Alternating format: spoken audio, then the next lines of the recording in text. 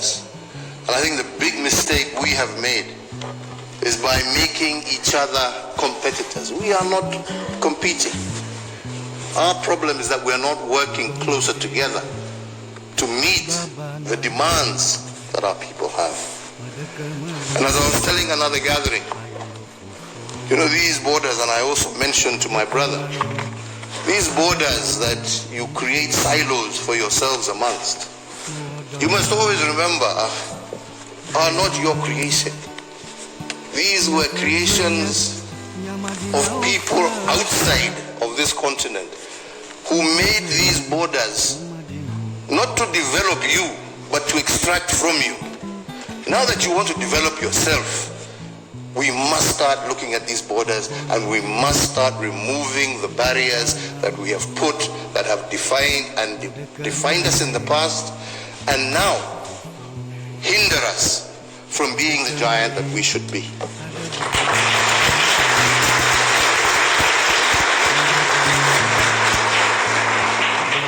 I was telling my brother this morning the ridiculousness of our borders, that we in Kenya have a border demarcated with, on one side with Tanzania,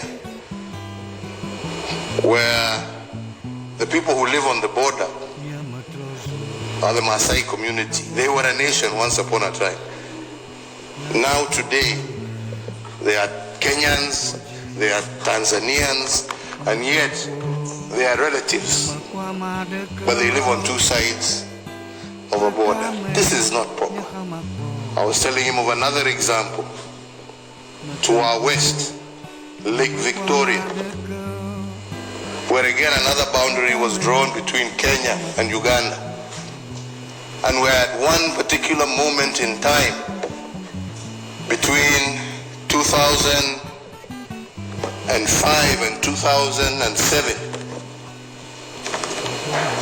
we had two brothers, same father, same mother. Those who come from polygamous families know what I'm talking about. But this particular one, the same father, same mother. But because their land was stretched across between Kenya and Uganda, one brother inherited land on the Ugandan side, the other brother inherited land on the Kenyan side.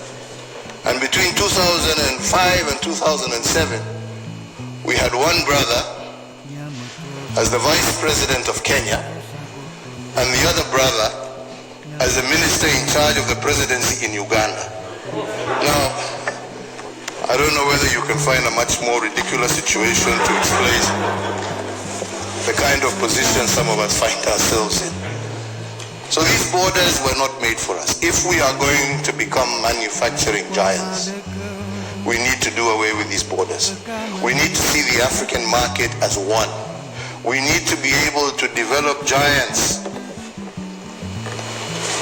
like Airbus, that makes components in the United Kingdom, that makes components in France and in other parts of Europe, but has become a global conglomerate. They didn't come together because they loved each other. We all know how they hate each other, we know. Yeah? But they've come together to survive. Africa must come together for us to survive.